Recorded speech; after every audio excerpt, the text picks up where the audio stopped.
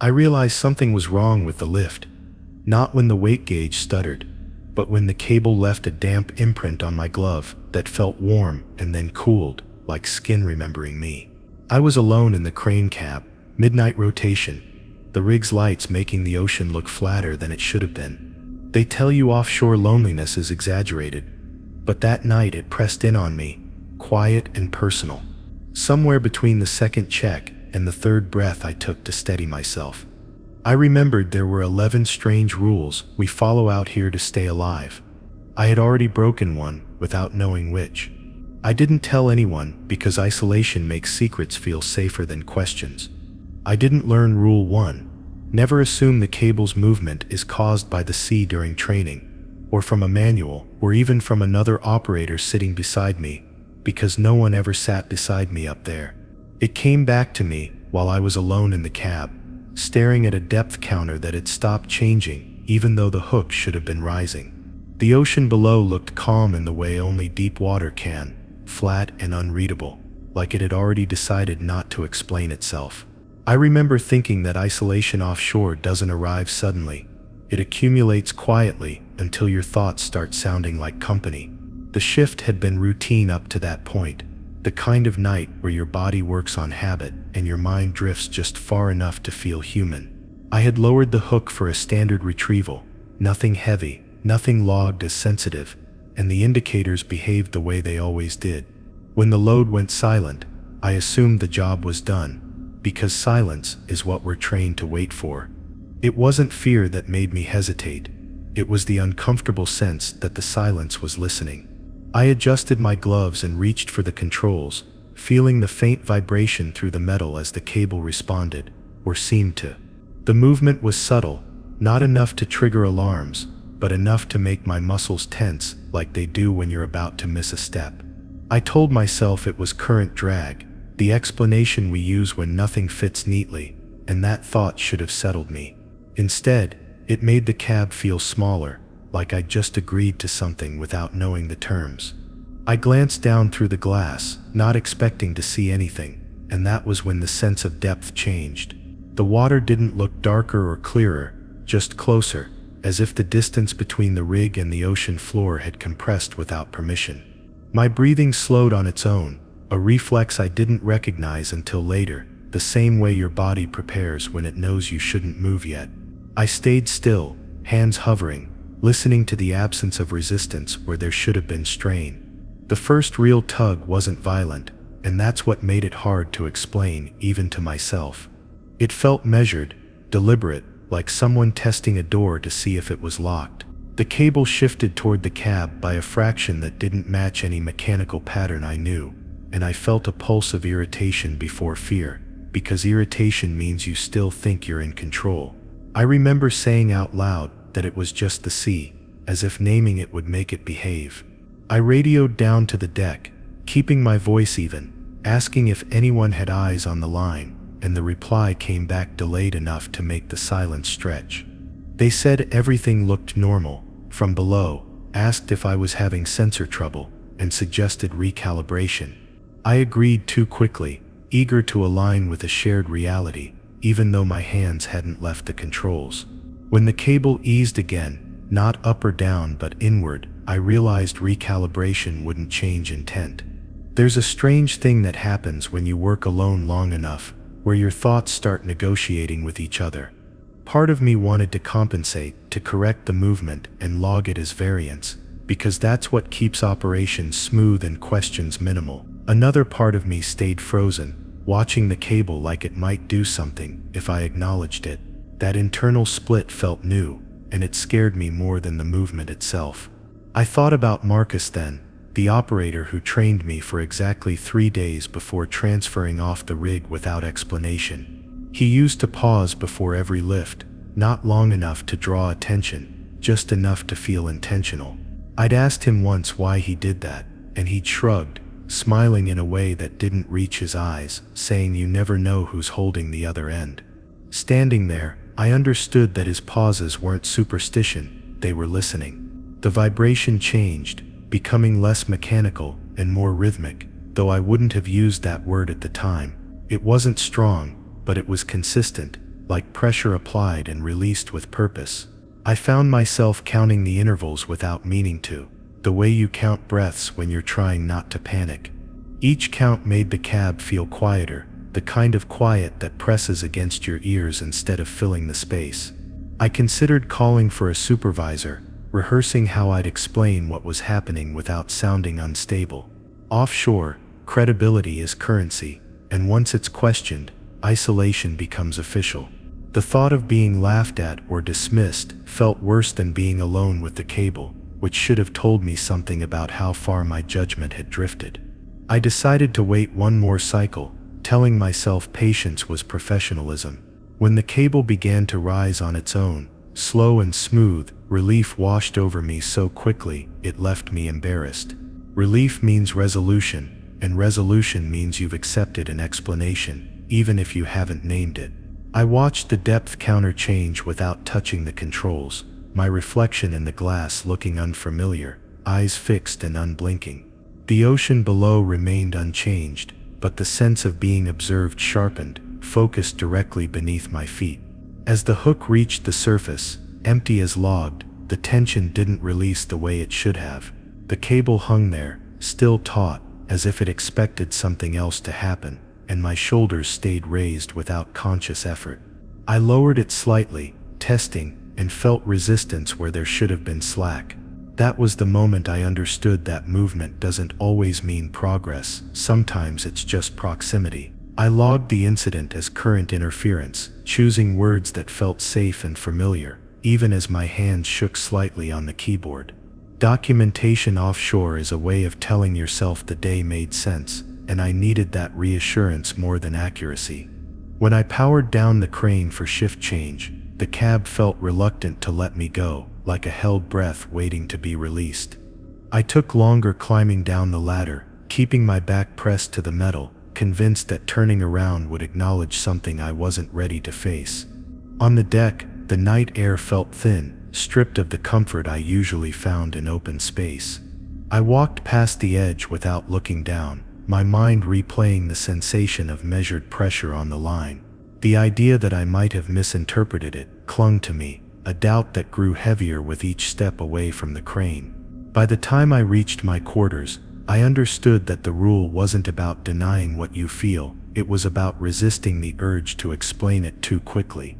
Sleep didn't come easily, and when it did, it brought images of depth without distance, of cables extending into places that didn't exist on any chart. I woke before my alarm, heart steady but alert, like it had been listening all night. In the dim light, I realized that the true danger wasn't the movement itself, but how easily I'd been willing to name it something harmless. As I dressed for the next shift, I knew that whatever had tested the line now understood how I thought, and that knowledge felt heavier than any load I'd ever lifted. I didn't know I'd already broken Rule 2. Never look directly at the water when it stops moving the moment my boots hit the deck. But the instinct to glance over the railing was stronger than any sense of self-preservation. The ocean lay flat and black, horizon barely distinguishable from the deep, and for a fraction of a second, I felt the pull of curiosity outweighing caution. My hands rested on the railing, fingers tightening without meaning to, and I realized that isolation offshore does strange things. It makes the absence of motion louder than movement. I told myself it was just calm water, that it had stopped moving because the sea decides to, but the sense of being watched persisted. The deck was cold, steel under my palms and biting wind against my face, but my mind lingered on the hook I'd just released. It should have been empty, inert, and yet I could feel the tension lingering in the cable as if the line itself remembered my hesitation. A thought occurred to me, that maybe we measure the sea incorrectly, that the ocean doesn't obey physics the way we expect. And then I caught myself imagining shapes beneath that weren't there. I shook my head quickly, muttering that I was being absurd, but the warning from Rule 2 had already crept into my consciousness. I tried to distract myself by checking other equipment, tapping buttons and scanning monitors for anomalies. Anything that could convince me that logic still existed here. The deck was empty except for the faint hum of the rig's machinery, and I could feel the rhythm of the engines syncing with my pulse. Something about the still water made it too easy to imagine figures moving beneath, silhouettes stretched and distorted by pressure and depth. I recalled what my predecessor had warned me, offhandedly in a briefing. The ocean will stop, and when it does, don't look. You won't understand what's waiting. At the time, I'd laughed nervously, thinking he was exaggerating isolation paranoia, but now the laughter felt wrong, too quiet for the wind. I caught movement at the corner of my vision, the way shadows shift on steel under dim light, and turned instinctively, catching only the reflection of the rig's own lights on the water. Still, a twinge of recognition made my stomach knot. The reflection seemed delayed, as though the surface held a memory. I stepped back instinctively, heart quickening, and realized that Rule 2 wasn't about the mechanics of fear. It was about what happens when curiosity challenges something patient and persistent. The calm water had authority, and looking directly at it was akin to acknowledging that authority. My walk toward the crane cab was slower than usual, eyes darting but never settling on the dark expanse, and with each step, the weight of what I shouldn't see pressed against my chest. Other crew members were nowhere in sight, either on rotation or asleep, leaving me entirely alone with the still surface. I reminded myself not to peer over the edge, repeating a silent mantra of adherence, but the need to check, just once, lingered like a whisper I couldn't silence. That hesitation was enough for the night to grow heavier, each breath feeling denser in my lungs. As I approached the crane controls, I focused on routine tasks, calibrations and logs, anything tangible to distract from the water beyond. The hook's cable dangled idly, subtle oscillations betraying the pull of currents far below, but I refused to let my gaze wander. The ocean had a patience I didn't understand yet. It didn't need to act, it only needed to exist, and my instinctive need to witness its stillness would have consequences if indulged. I remembered the briefings, cryptic and fragmented.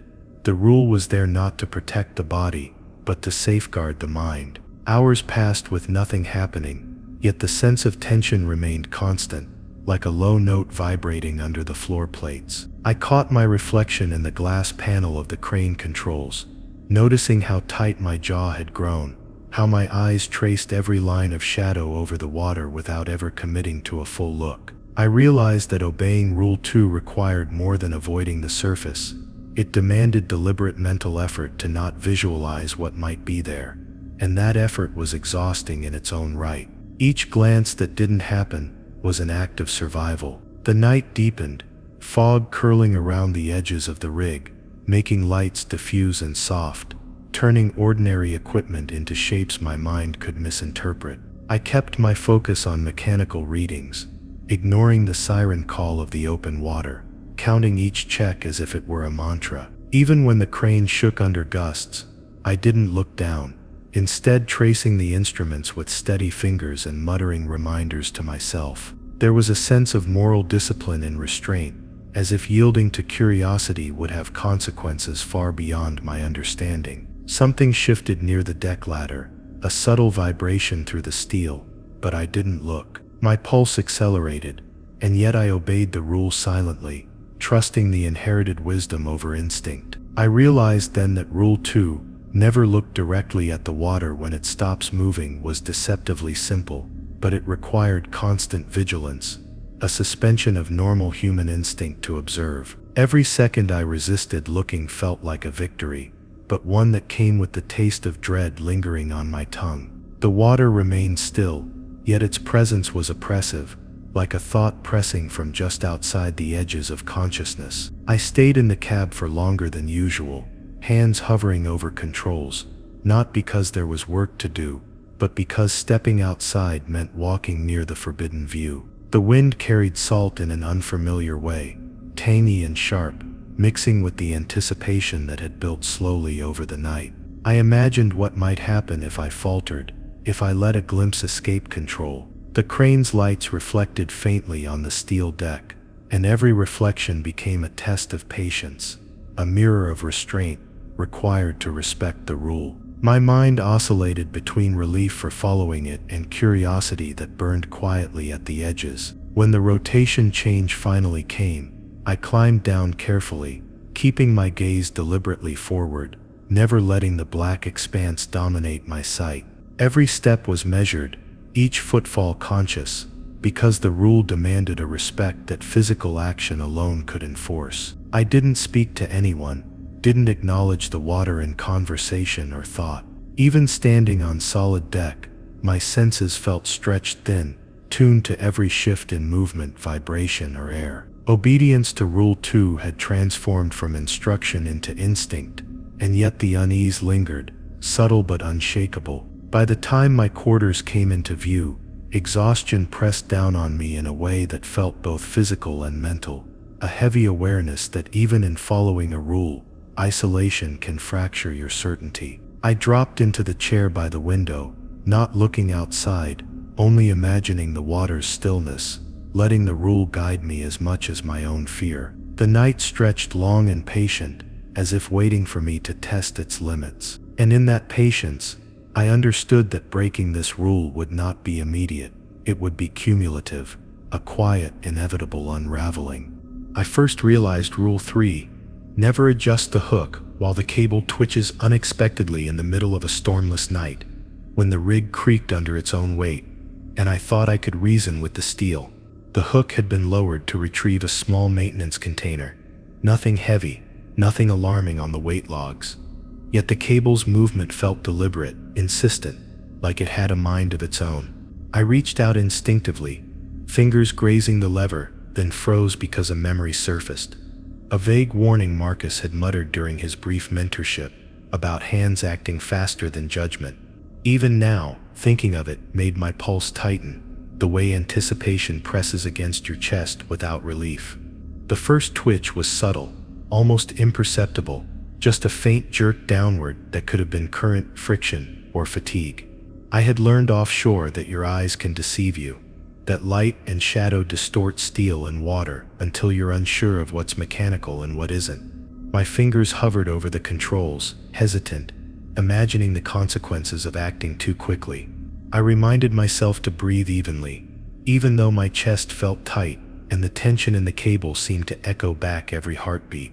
Isolation teaches you that waiting is sometimes more dangerous than acting, but acting without caution can be worse.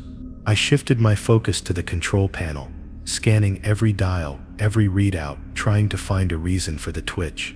Nothing appeared unusual on the meters, no unexpected weight, no logged variance, and yet my body knew the difference.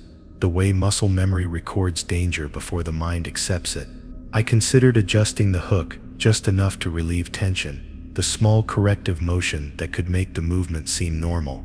And then I remembered the first rule, the one about not assuming the cable's movement is the sea, and realized the twitch might not be random at all. Every twitch felt communicative, a language I didn't yet understand, and the temptation to adjust was like listening to a soft, persuasive voice. My mind raced, debating the consequences of motion, the difference between correction and interference.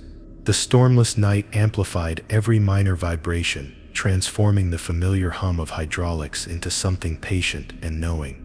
I thought of the container dangling below, inert but heavy, and pictured the cable snapping or jerking unpredictably if I acted prematurely. That hesitation, that tiny resistance to my own instinct, was the difference between survival and something else entirely.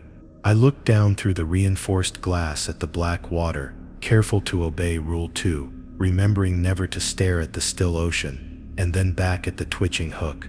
The cab felt tighter, smaller, like a cage pressed close by the unseen forces beneath. I told myself the movement was insignificant, technical error, but my body disagreed. Each slight vibration traveled up the cable into the controls and into my hands, where it lingered and pulsed with a rhythm that I could not control. I began counting seconds between twitches, a futile attempt to predict a pattern that didn't exist. The lights on the rig created shadows that fell over the cable, exaggerating its motion, making it seem alive. My breath came unevenly as I imagined the hook descending or snapping without warning, the consequences of a hasty adjustment playing through my mind in excruciating detail.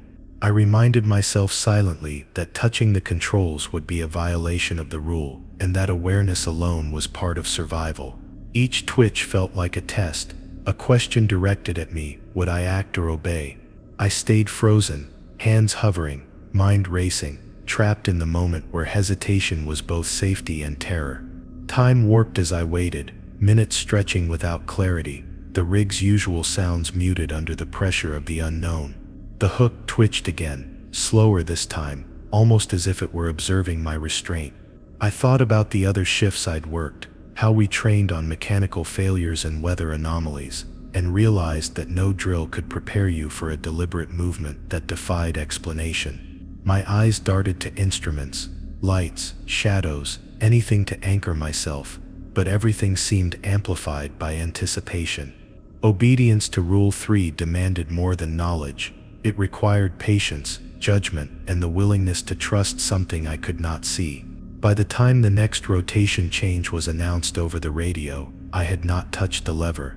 My arms were tense, muscles aching from rigidity, but I had survived the twitching without intervention. Stepping out of the cab, I kept my back to the cable, not daring to glance at the water below. The hook swung gently, almost lazily, but I knew its rest was temporary, waiting for the next moment to test compliance.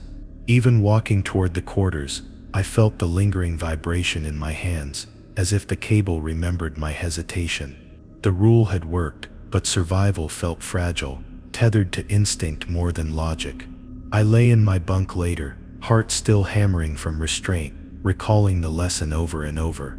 Adjusting the hook seemed a simple action in theory, yet here, in the middle of the ocean, it was impossible without consequence. Each twitch had demanded attention without reaction, a psychological erosion I wasn't prepared to name at the time. Even as I drifted into uneasy sleep, I felt that the rule's value extended beyond mere instruction. It was a test of patience, awareness, and the understanding that some actions could awaken forces you were better off ignoring. The night ended without incident, but the memory of restraint lingered like a shadow pressing in from the edges of consciousness. My hands remembered the tension in the cable long after my muscles relaxed, and my mind traced patterns in its movement that defied explanation. The lesson of Rule 3, never adjust the hook while the cable twitches unexpectedly, was not just mechanical, it was psychological, a constant reminder that action without understanding invites danger. And somewhere beneath the still ocean, I felt the cable waiting for the next moment of indecision, patient, deliberate, and knowing. I learned Rule 4. Never leave the crane unattended when the hook swings irregularly the hard way, although at first I didn't realize I was already breaking it.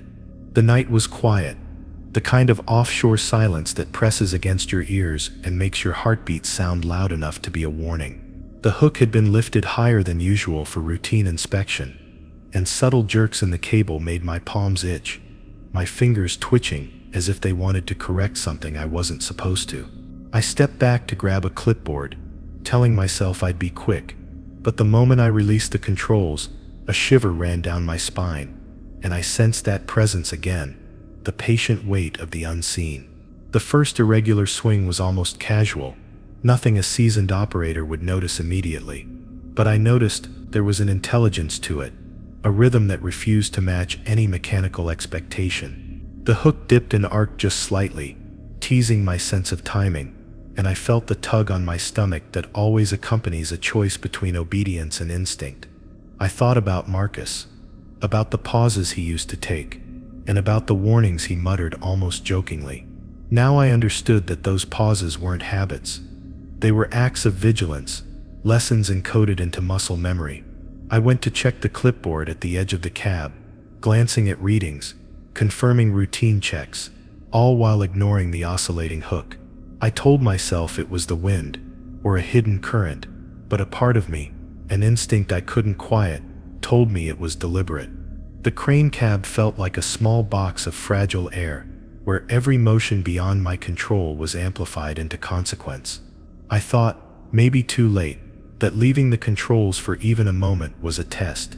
Each swing seemed to track me, subtle yet precise, as though the cable remembered my hesitation from earlier months.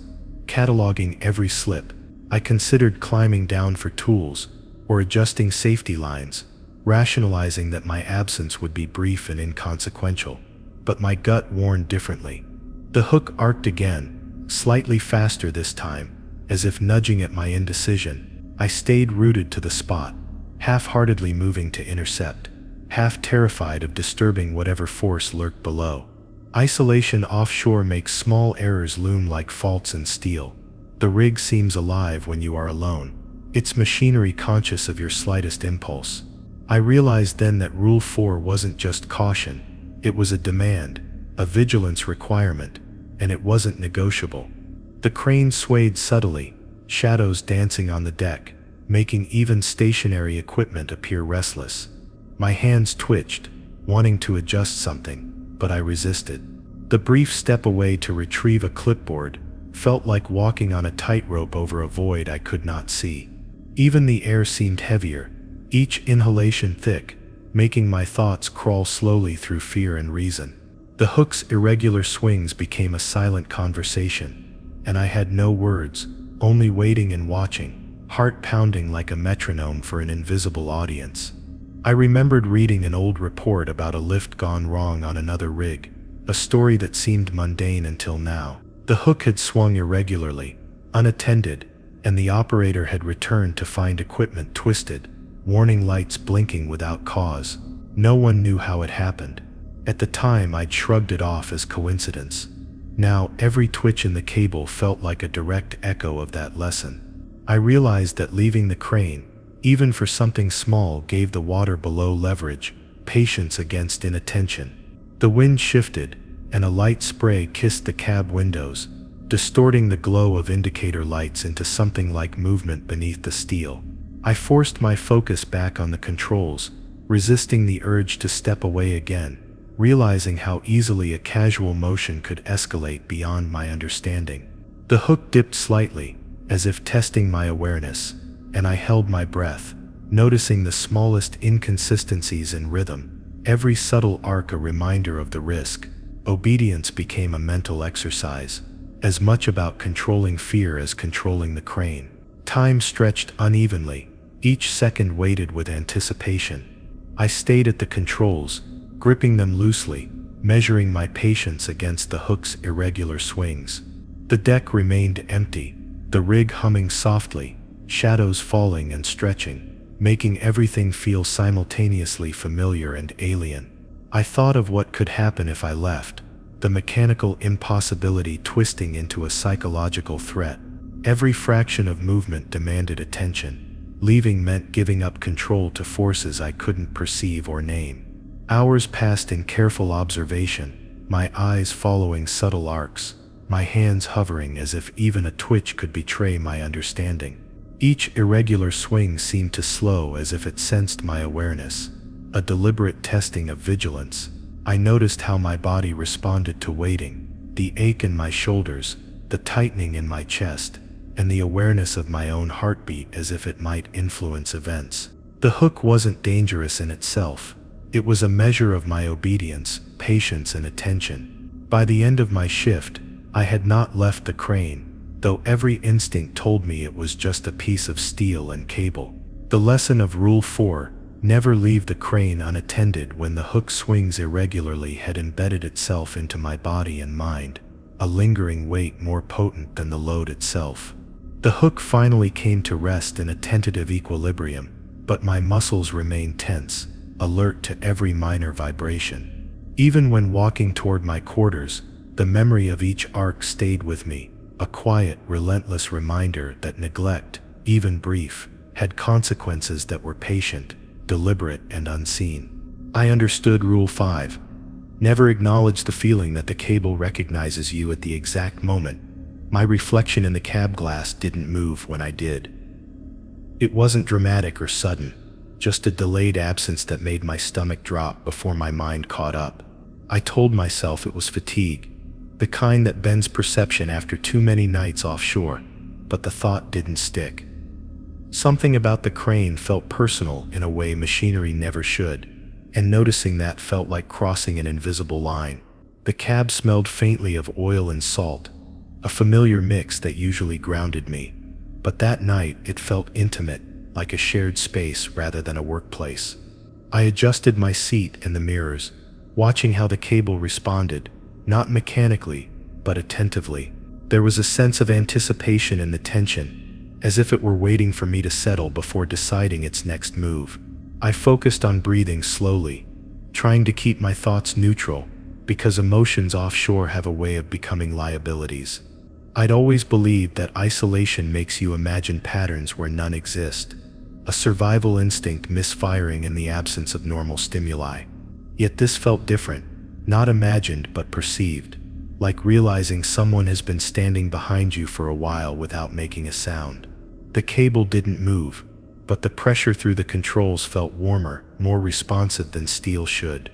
I resisted the urge to react, understanding instinctively that reaction itself could be interpreted as recognition. My hands rested lightly on the controls, not gripping, not retreating, just present enough to operate. The silence inside the cab grew heavier, layered with expectation rather than emptiness. I remembered a conversation I'd overheard weeks earlier, two operators speaking in low voices about intuition, about knowing when equipment feels wrong in ways that can't be logged.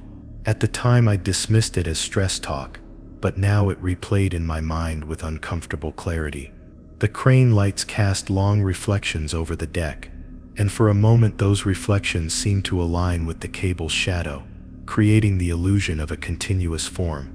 I blinked hard, breaking the alignment, reminding myself that perception is unreliable when you're tired.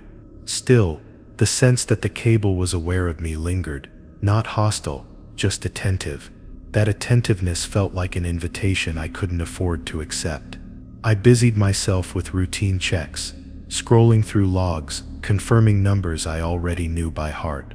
Each click of a button felt louder than it should have, echoing inside the cab like a signal. The cable remained steady, yet the tension never fully released, as if it were holding a thought. I realized that acknowledging the sensation, even internally, made it stronger, more defined, and that realization made me uneasy. Offshore work teaches you to trust systems over instincts, but it also teaches you when instincts are all you have. I found myself walking a narrow line between awareness and denial, trying to stay functional without giving meaning to what I felt. The idea that the cable could recognize me suggested memory, and memory implies continuity. I didn't want to imagine continuity between shifts, between nights, between people. A faint vibration traveled through the crane, subtle enough to be dismissed, yet precise enough to feel intentional. My body tensed before my thoughts did, shoulders tightening, jaw setting. I forced myself to relax, reminding myself that tension communicates as clearly as movement. Whatever lay beneath the water had patience, and patience thrives on attention. I thought about all the operators before me, each one leaving behind traces of habit and hesitation. Equipment wears down in predictable ways, but this felt like accumulation rather than decay.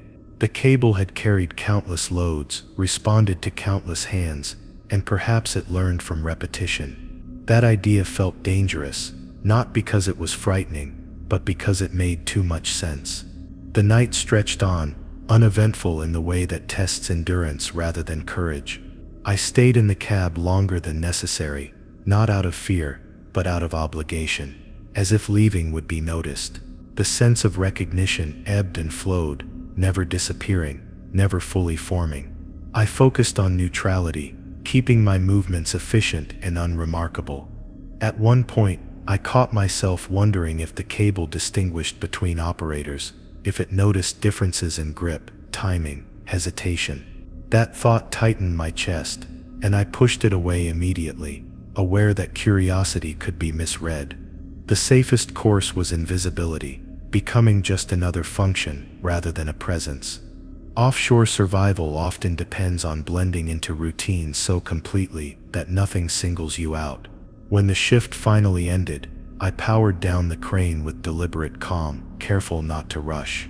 The cable slackened in response, but not completely, as if maintaining a thread of connection. I avoided looking at it directly, focusing instead on the steps down from the cab, counting each one to stay present. My legs felt heavy, not from exhaustion, but from the effort of restraint. In my quarters, I sat on the edge of the bunk, replaying the night without letting any single moment solidify. The feeling of being recognized lingered like a thought I refused to finish. I understood then that the danger wasn't the cable itself, but the relationship implied by acknowledgement. Survival meant treating the sensation as weather, something you experience without addressing. Sleep came in fragments, shallow and restless, filled with impressions rather than images. I woke before the alarm, heart steady but alert, as if listening for something that might not announce itself. The rig was quiet, routine waiting to resume, and I prepared myself to return to the cab with practiced neutrality. Whatever had noticed me would have to keep waiting, because I had learned the cost of being noticed back. I discovered Rule 6. Never ignore the shadows that don't match the rig's lights on a night when the moon had hidden itself completely, leaving only the artificial glow of our floodlights against the black ocean. The crane cab reflected the deck in fractured rectangles of light, each panel perfectly aligned, yet something flickered in the corners of my vision that didn't belong. At first I thought it was fatigue, the kind that twists peripheral vision into half-imagined shapes, but the irregular shadows persisted, moving in ways that no object or structure could account for, like they had purpose. I leaned closer to the control panel, hands resting lightly, trying to trace each shadow to its source. Nothing matched. Equipment, cables, railings, all of it aligned with the light, rigid and predictable. Yet the flickers remained, pooling in corners, stretching unnaturally, stretching in a way that implied observation rather than coincidence. My pulse accelerated, not from fear but from the realization that the shadows were patient, waiting for me to look directly before revealing themselves further. The first instinct was to blink, look away, but curiosity lingered like a knot in my chest. The crane hook swayed gently in the absence of wind, each movement throwing subtle lines across the deck, and I realized that the shadows moved independently of those arcs. They were deliberate, a subtle contradiction to the rig's mechanical order, yet I couldn't tear my eyes away. I reminded myself that rules exist for a reason, and the memory of Marcus whispering about unexplainable occurrences offshore surfaced in my mind. Not everything that moves is machine, he'd said, almost absent-mindedly, and at the time I had chuckled nervously. Now the words felt like a prophecy. I forced myself to focus on mundane checks, hydraulic pressure, weight readings, engine hum. Each beep, each vibration became an anchor, a small tether to reason. The shadows shifted again, crawling along surfaces, pooling near corners, mimicking but never perfectly mirroring reality. My skin prickled, the hair on my arms rising with a premonition I didn't yet understand. There was no noise, nothing to trigger alarms, only the visual suggestion of presence in a place that should have been static. I thought about the other shifts, the operators who might have dismissed such illusions as tired eyes or paranoia. But I was alone, and isolation amplifies subtle threats until they feel tangible. The crane's lights reflected over steel, yet the irregular shadows continued their deliberate choreography, hinting at a rhythm I couldn't match. I adjusted my posture slightly, breathing slowly, convincing myself that looking directly at them would solidify some interaction I wasn't ready for. The cab felt smaller with each passing moment, the edges of vision crowded with dark, impossible forms. My hand twitched toward a lever, wanting to correct some unseen imbalance, but I froze. Any action felt like acknowledgement, a sign that I recognized something that should not be named. The shadows seemed to pulse with my hesitation, rhythmically aligning and misaligning with the rig's geometry. I realized that observing too closely might invite consequence, while ignoring entirely felt equally dangerous. I scanned the deck through the glass again, careful to obey Rule 2, and still the irregular shadows persisted. It wasn't until I traced the hook's movement against the floor plates that I realized some shapes mirrored the hook's arcs, but lagged slightly, as though the motion had a memory. The inconsistency made my gut tighten, and I forced myself to look away, choosing instead to focus on the gauges in front of me. Attention was a currency here, and misallocation could be costly. Hours passed, each shift of light revealing slightly altered shadows, none of which corresponded to any physical object. I moved methodically, every tap on the panel deliberate, trying not to flinch or glance too long. The deeper the night stretched, the more pronounced the disparity became, shadows lingering where none should exist. I understood then that Rule 6 was as much about mental endurance as vigilance. Noticing too much or in the wrong way could unravel your perception of the environment entirely. Eventually, dawn threatened the horizon, bringing muted light that softened edges and blurred the unnatural shadows. I stepped out of the cab carefully, feeling the weight of every small twitch and flicker, as if the shadows themselves were waiting for my departure to expand. My body remained tense, shoulder muscles stiff from continuous vigilance. Each shadow's refusal to obey the rig's geometry left an imprint on my awareness, subtle but persistent, like a warning etched onto skin. By the time I reached the quarters, the cab behind me was quiet, empty, yet the memory of movement lingered. The irregular shadows had not disappeared. They had simply shifted their observation point, still present in peripheral memory, waiting for attention I dared not grant. I understood fully then that survival offshore wasn't about visible threats alone, but about recognizing the unseen, respecting the boundaries of perception, and never ever letting curiosity claim acknowledgement. I realized Rule 7. Never respond to the cable's pull, as if it were a signal after one of those nights where the rig feels like it's breathing with you. Every joint and cable alive under the faint hum of machinery. I had lowered the hook to retrieve a small container. Routine work. Nothing that should have registered any unusual feedback. Yet the cable jerked lightly, too deliberate to be coincidence.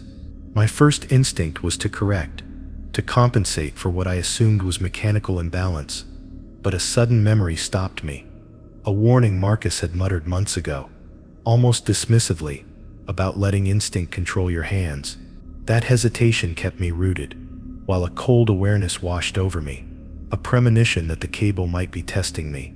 The first tug was light, almost playful, but it carried weight far beyond the physical. Each movement seemed timed to match the rhythm of my pulse, as though the steel could sense the beat of my nervous system.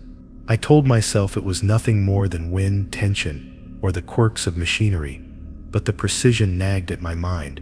I rested my fingers on the lever, ready to act, and immediately felt the tug again, this time lingering, as if expecting acknowledgement. I forced myself to breathe evenly, reminding myself that any reaction could escalate the situation beyond comprehension. Every instinct to adjust was countered by a deeper learned patience. The rig's lights reflected on the deck and the hook, but the movement of the cable seemed independent of the physics I had been trained to trust. Each pull felt deliberate, like a question sent through the steel, asking if I would obey or respond. I recalled other operators joking about the steel having memory, thinking it was superstition, but now I understood the rule wasn't about metal. It was about perception, restraint, and endurance. Reacting without consideration could make the difference between survival and miscalculation. I shifted slightly to monitor the gauges, my hands hovering without applying pressure, willing the movement to stabilize. The cable jerked again, slower this time, testing, almost taunting, as if it knew that I was aware of its attention. I reminded myself, the rule doesn't say ignore movement entirely, only don't treat it as communication. Yet every fiber in my body wanted to correct it, to bring the steel back under what I assumed was my control. Resisting that urge felt unnatural, uncomfortable, but vital. Time seemed to distort, minutes stretching into what felt like hours, as I observed the cable without responding. Each slight twitch sent a shiver up my spine, but my hands remained still. I considered the possibility that the tug was testing more than reflex. It was evaluating my patience, my judgment, and my ability to distinguish instinct from command.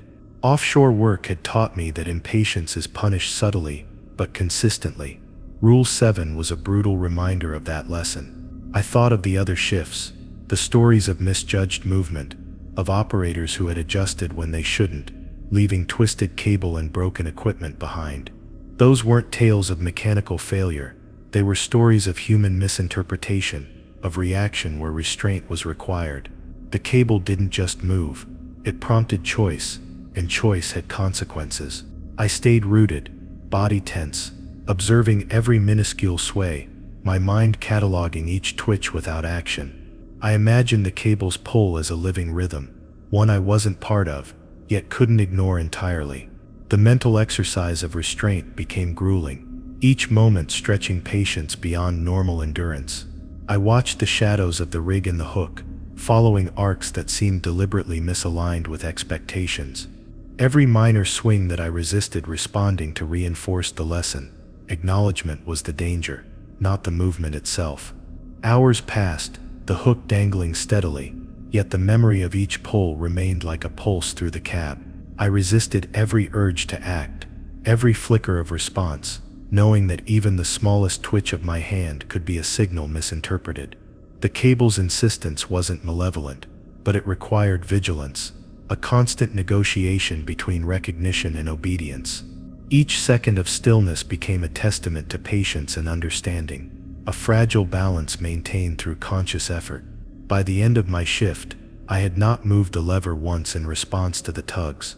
The hook rested, seemingly inert, but the lesson lingered in every fiber of my body. I understood that Rule 7 demanded more than compliance.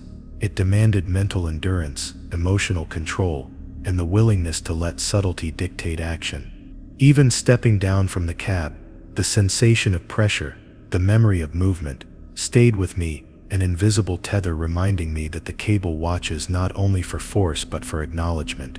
I walked toward the quarters carefully, muscles tight, aware that any thought of reaction could persist in memory, as if the steel itself cataloged it. The night air felt heavier, every breath deliberate. Observing without responding became instinct, a subtle muscle memory that overlaid the physical mechanics of the crane. By the time I reached the bunk, my body ached not from labor, but from restraint, the cost of following the rule precisely. The cable might rest, but its presence remained, a quiet but patient reminder that some forces require acknowledgement only through abstention. I learned Rule 8. Never follow the cable's rhythm beyond what's necessary for operation. During a night where the ocean around the rig was unnaturally calm, almost reflective, like it was watching me as much as I was watching it, the hook descended slowly, each swing of the cable perfectly measured, almost musical, and I felt the instinct to move in tandem, to anticipate its arcs and compensate before any discrepancy could occur. My hands twitched over the controls, tempted to synchronize, to become one with the movement, but a cold sense of awareness froze me mid-motion. Following felt natural, almost reflexive, yet that instinct carried a danger I could not yet articulate. The crane cab hummed quietly, under the strain of the engine, lights reflecting off steel surfaces in fractured patterns. Each swing of the cable seemed to tease my perception, dragging my attention away from the controls to the hypnotic cadence of the line. My eyes traced the path repeatedly, measuring each moment between arcs, my mind mapping the rhythm as if memorizing a song. But I remembered Marcus's cryptic warning about synchronization, that the steel knows when you are too eager, and imitation is its test. The lesson had been theoretical then. Now it demanded precision of restraint. I resisted moving with the rhythm, letting my hands hover lightly above the levers without influence. The subtle swings threatened to pull me in, a silent persuasion that my body wanted to obey, yet my mind insisted on separation. The hook's arcs weren't violent, but they carried intention, a subtle insistence that reacted to attention more than mechanical input. I focused on maintaining the exact minimal motions required to operate the crane safely, reminding myself that anything beyond that invitation could be dangerous. The night stretched, time distorting in long moments, where the only measurable metric was the cable's oscillation. Each movement felt deliberate, calculated, as if the line itself were gauging my response. I noticed my breathing sinking unconsciously at first, heartbeats coinciding with arcs before I corrected myself. The realization that my own body wanted to harmonize with the cable unsettled me. Instinct and obligation clashed violently. Obedience here was not about action, but about restraint, and following even slightly beyond necessity could have consequences invisible yet potent. I thought of other operators, those who had worked longer shifts, and described the hypnotic effect of repetitive motion offshore. They laughed it off, claiming it was fatigue, but I understood now that the crane and cable created their own rhythm, a subtle suggestion that challenged self-control. Each arc and sway asked for engagement, and refusing was harder than complying. I focused on procedural tasks, dials and indicators, anything tangible to anchor my awareness. Yet the rhythm persisted, teasing peripheral vision, whispering compliance through muscle memory. My hands ached slightly from hovering, fingers rigid with conscious effort.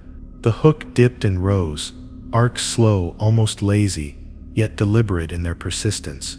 I reminded myself repeatedly that Rule 8 demanded attention without empathy, observation without participation. Any temptation to mirror the motion was exactly what the rule forbade. I clenched my jaw and shifted slightly in the seat to break unconscious synchrony, every small motion deliberate, ensuring that my instinct did not override judgment. Even shadows on the deck participated in the illusion, stretching and contracting in time with the cable, creating secondary rhythms that tempted perception. Each time my eyes wandered, my mind instinctively wanted to trace the movement, to anticipate and respond before the swing completed. I had to remind myself constantly that following the rhythm beyond necessity was not mechanical efficiency, it was surrender. Resisting meant maintaining autonomy in the face of subtle compulsion, a mental exercise more exhausting than any physical labor. Hours passed with only minor corrections required for operations. Every swing of the hook, every oscillation of the cable, challenged my focus and tested patience. I observed without engaging, noted without responding beyond protocol, and let the mechanical rhythm pass through perception alone. The subtle insistence of the line felt like a living presence, patient yet persistent, capable of coaxing acknowledgement if I wasn't careful. It demanded vigilance, both in mind and body, because synchronization beyond necessity invites consequences we cannot predict. As the shift ended, the hook finally rested, slack but not inert, and I felt the residue of the rhythm lingering in my muscles. Even stepping down from the crane, my body remained attuned to phantom swings, a reminder of what restraint required. The rule had succeeded, no motion beyond protocol, but the effort of observing without engaging left my awareness sharp, exhausted, and uneasy. I understood fully that Rule 8 was not just operational guidance, but a psychological test of perception and self-control. I walked toward the quarters slowly, careful not to allow subconscious movement to mimic the hook's arcs. Each step was measured, each breath deliberate, reinforcing the separation between human and machinery, observer and test. The cab behind me was silent, the crane immobile, yet the sense of the rhythm persisted in memory and anticipation. I had learned that survival offshore depended on discipline, vigilance, and the understanding that the line is alive, not in its mechanics, but in the responses it solicits, and you must refuse them. I realized Rule 9. Never adjust your pace to the ocean's lull when it seems deliberate during one of those nights. When the water outside the rig was unnaturally still, darker than it should have been, reflecting nothing but the lights of the platform. I was moving along the deck to inspect the line of cables, my boots sounding heavier than usual against steel plates, when I caught the subtle rhythm of the waves, or what I thought were waves, shaping themselves around the rig, as if to guide me. My instinct was to slow, to match the undulations, to move with the rhythm, but a cold apprehension froze me in place, remembering the rule I had learned almost too late. The ocean looked inert, yet it had a presence, subtle but insistent, like a breathing entity with patience and attention. Every footstep on the deck felt amplified, every shift of my weight carried significance. The water's surface seemed to anticipate my motion, rippling faintly in perfect timing, with steps I didn't even realize I was about to take. I fought the impulse to adjust, to let my body blend with what seemed like guidance, because something deep in my mind, hard-won from months offshore, whispered that deliberate stillness does not exist by accident. I remembered what Marcus had said long ago, his voice low over the hum of machinery. The sea waits, and it notices. Never let it set your rhythm. I had brushed it off at the time, thinking of his words as offshore superstition. Now I could feel the subtle pull in every step, a magnetic insistence that tried to warp my natural cadence. Each step taken deliberately against the tide of instinct felt like an act of resistance. The quiet lull of the water seemed innocent, but I knew that obeying it would mean submitting to something patient, deliberate, and unseen. I paused, hands bracing the railing, eyes not on the horizon, but on the deck plates and cables beneath my feet. The lull seemed to expand, stretching time as though the ocean itself slowed the world to measure my intent. My mind churned with frustration and disbelief. Part of me wanted to sink, to flow with the subtle pattern, but another part reminded me of the price of indulgence. The rule was clear: matching the ocean's timing, even subconsciously, could invite consequences I wasn't equipped to survive. The lights of the rig cast reflections across the water, transforming the still surface into a deceptive mirror. I stepped carefully, deliberately resisting the unconscious pull, counting each step silently to maintain control over my pace. Every time my boot nearly slipped into the rhythm of the waves, I corrected, my muscles tensed with effort. The calm wasn't just water, it was intent. It waited, watching, testing, evaluating whether I would bend. The thought of surrendering, even slightly, sent shivers through me. I could feel the subtle tug at my awareness, a coaxing that made my legs ache from tension more than exertion. The motion of the water below became almost musical, hypnotic, and for a brief moment I caught myself leaning into it. The thought struck me like a warning. The sea doesn't need to move violently to assert authority. Its stillness is active, deliberate, and far more patient than the most persistent operator. I forced my attention back to the deck, focusing on the tactile sensation under my boots, on the cables secured across the steel, anything to break the rhythm my body wanted to follow. Hours passed slowly, the lull undisturbed, yet every small wave seemed calculated to test my restraint. The rig creaked softly with its own weight, blending with the ocean's imperceptible motion. I stayed aware of each subtle tilt, each breath of wind, each reflection that could trick the mind. The calm carried a hidden insistence, a quiet pressure that made obedience harder than active danger. Following it would have been easier, comforting even, but the rule demanded resistance, not comfort. By the time dawn started to lighten the horizon, the stillness began to fade, though the lesson lingered. My pace had remained my own, deliberate, isolated from the ocean's quiet pull. The mental fatigue of resisting subtle compulsion left me tense, aware of every movement in my body and every sensation from the deck beneath my boots. I realized fully that Rule 9 wasn't about physical danger alone. It was about psychological endurance, about maintaining separation between self and an entity capable of patience beyond human comprehension. Even after returning to my quarters, I could feel the echo of the ocean's lull lingering in my muscles, a reminder of the effort required to resist unseen influence. Each subtle wave, each reflective shimmer in my peripheral vision, seemed imbued with intent, and I understood that obeying the rule required more than vigilance. It required mental alignment against the quietest forms of persuasion. Survival meant awareness, endurance, and refusing to let the rhythm of the environment dictate your own.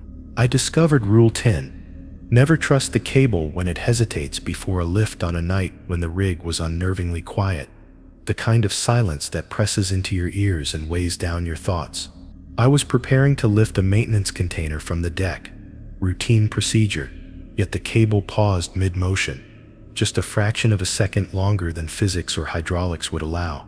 My first reaction was skepticism, an internal argument. Maybe it was slack, maybe a mechanical delay, but instinct gnawed at me. a memory from months earlier warning that hesitation carried intent offshore, a deliberate test of patience and awareness. The pause stretched subtly, the cable's line quivering almost imperceptibly as if it had paused to watch me consider action. I gripped the controls lightly, unwilling to impose motion prematurely, yet every instinct in my body screamed to correct the anomaly. My hands twitched against the levers, and I had to consciously release the impulse to act. The steel beneath my fingers seemed alive in that moment, aware of hesitation and ready to respond to any acknowledgement. I understood then that Rule 10 wasn't about mechanical failure. It was about perception, about maintaining discipline when instinct demanded interference. I forced myself to breathe evenly, keeping eyes fixed on the gauges rather than the hook, lest observation itself betray acknowledgement. The cable's pause became heavier with each second, a subtle insistence that pressed against the edges of consciousness. I imagined it cataloging every micro-reaction, finger flexes, micro shifts of weight, even the brief flicker of eye movement. Everything was noted, recorded in tension, waiting to see whether I would comply or resist. The simplest reaction could be interpreted as a command, and I wasn't prepared to gamble with instinct. The rig's lights reflected across the deck, casting shadows that seemed unrelated to any physical object, making it easy to misread every subtle movement. I reminded myself repeatedly, hesitation alone is dangerous. Acting on it is fatal. The cable's quiver felt almost sentient, a test of patience stretched over minutes that felt like hours. My mind traced every fraction of motion, counting seconds between micro-jerks, mapping rhythms that were almost too subtle to measure. Each moment was an exercise in restraint, a silent negotiation between instinct and learned obedience. I thought of the other operators who had reported similar hesitation on different shifts. Each tale passed off as mechanical anomaly. Yet those shifts were not anomalies. They were subtle tests, warnings encoded in pause and tension, intended to teach endurance. I felt the weight of experience compress into muscle memory. Hesitate, acknowledge internally, do not act externally. Each movement of the cable during its pause was a silent challenge, and the lesson of Rule 10 was embedded in the refusal to respond prematurely. The pause ended as abruptly as it had begun, the hook descending smoothly, but the impression of its deliberation lingered. My pulse remained elevated, muscles tight, aware that the absence of motion does not equate to safety. I adjusted my posture, conscious of every fraction of my body's reaction, as though even unintentional acknowledgement could be catalogued. The cable had tested me and moved on, leaving awareness as the only proof of lesson absorbed. Hours passed, with no further hesitation, yet the tension remained, ingrained in my awareness. Every time I approached a lift, I felt the residual weight of the prior pause, a psychological marker reminding me that subtle signals offshore carry consequences. The line was no longer just steel. It was a presence patient and observant, capable of evaluating every micro-reaction. Following Rule 10 meant maintaining vigilance without interference, a task exhausting in both mind and body. By the end of my shift, I had not lifted impulsively, had not acted on instinct alone, yet I carried the memory of hesitation like a scar, a quiet imprint on my awareness. The cable rested slack, seemingly inert, but the knowledge that it could hesitate again remained pressing. I understood fully that the rule demanded more than observation. It required discipline, mental endurance, and the constant suppression of reflex. The crane and cable were not just tools, they were arbiters of patience, demanding respect and restraint. Returning to my quarters, I replayed the moment over and over, aware that subconscious recognition could linger in the memory of muscles and reflexes. The lesson was clear: never trust hesitation, never let instinct dictate reaction, and never forget that obedience here was survival. The cable's brief pause had tested my awareness in ways physical measurement could not capture. In offshore work, as I had learned painfully, subtlety carries weight heavier than any container. I learned Rule 11. Never assume the shift ends when the crane stops moving at the exact moment. I shut down the controls and felt relief creep in. the kind that loosens your shoulders before you realize you're still being watched. The hook was secured, the cable slack, and every indicator told me the job was done. Yet something in my body refused to relax. I stayed seated longer than necessary, staring at the inactive console, because the absence of motion felt staged rather than final. It wasn't fear that held me there, but the creeping sense that stopping work didn't mean I was released from attention. The cab felt smaller once everything powered down, like the space had been waiting for silence to assert itself. I unbuckled slowly, listening to my own breathing, aware of how loud it sounded without the usual operational backdrop. My training said I was finished, but experience whispered that completion offshore is rarely clean. The cable hung motionless outside the window, yet I couldn't shake the feeling that stillness was just another phase of engagement. I stepped out carefully, not because I expected danger, but because certainty felt irresponsible. Walking across the deck after shutdown always felt different, like crossing a threshold without ceremony. The steel plates were cool under my boots, and the light seemed harsher without active work to justify them. I caught myself glancing back toward the crane repeatedly, half expecting movement, half dreading confirmation that nothing would happen. The idea that the shift could end cleanly felt naive now, like believing a conversation is over just because one person stops talking. I moved slowly, letting awareness linger longer than comfort allowed. The rig at rest has its own presence, heavier and more observant than when it's active. Without tasks to occupy my hands, my mind filled the gaps with memory and anticipation. I thought of all the times operators had relaxed too quickly, celebrating the end of a shift only to be caught off guard by what followed. Offshore work doesn't respect clocks or schedules. It responds to attention and neglect in equal measure. I kept my posture deliberate, as if being seen careless could itself be a mistake. I passed beneath the crane's boom, resisting the urge to look straight up at the cable. The instinct to check, to confirm it was truly inert, was strong, but indulging it felt wrong. Observation has weight out here, and attention is rarely neutral. I focused instead on my steps, counting them silently, grounding myself in something controlled and personal. Each footfall was a reminder that I was still within the system, whether officially on duty or not.